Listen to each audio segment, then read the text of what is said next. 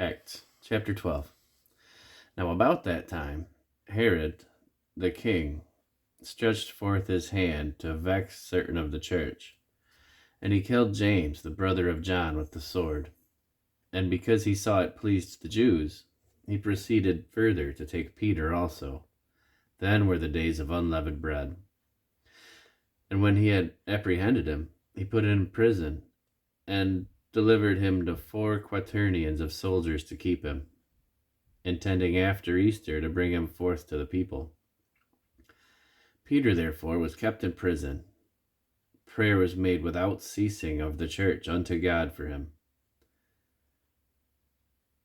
And when Herod would have brought him forth, the same night Peter was sleeping between 2 soldiers, bound with 2 chains, and the keepers before the door kept the prison. And behold, the angel of the Lord came upon him, and a light shined into the prison. And he smote Peter on the side, and raised him up, saying, Arise up quickly. And his chains fell off from his hands. And the angel said unto him, Gird thyself, and put on thy sandals. And so he did. And he saith unto him, Cast thy garment about thee, and follow me. And he went out, and followed him, and wist not that it was true what was done by the angel, but thought he saw a vision. When they were past the first and the second ward, they came unto the iron gate that leadeth unto the city, which opened to them of his own accord. And they went out, and passed through one street, and forthwith the angel departed from him.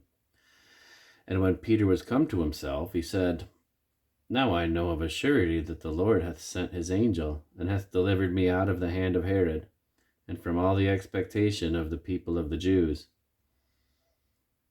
And when he had considered the thing, he came to the house of Mary, the mother of John, whose surname was Mark, where many other were gathered together, praying. And as Peter knocked at the door of the gate, a damsel came to hearken, named Rhoda. And when she knew Peter's voice, she opened not the gate for gladness, but ran in and told how Peter stood before the gate. And they said unto her, Thou art mad. But she constantly affirmed it, that it was even so. And they said, It is an angel. But Peter continued knocking, and when they had opened the door and saw him, they were astonished. But he, beckoning unto them with the hand to hold their peace, declared unto them how the Lord had brought him out of the prison. And he said, Go, show these things unto James, and to the brethren. And he departed, and went into another place. Now, as soon as it was day, there was no small stir among the soldiers, what was become of Peter. And when Herod had sought for him, and found him not, he examined the keepers, and commanded that they should be put to death. And he went down from Judea to Caesarea, and there abode.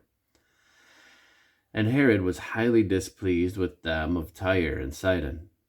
But they came with one accord to him, and having made Blastus the king's chamberlain their friend, desired peace, because their country was nourished by the king's country. And upon a set day, Herod arrayed in royal apparel, and sat on his throne, and made an oration unto them. And the people gave a shout, saying, It is the voice of a God, and not of a man.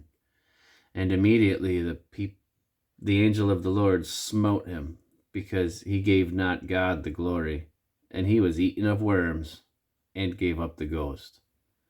But the word of God grew and multiplied, and Barnabas and Saul returned from Jerusalem, when they had fulfilled their ministry, and took with them John, whose surname was Mark.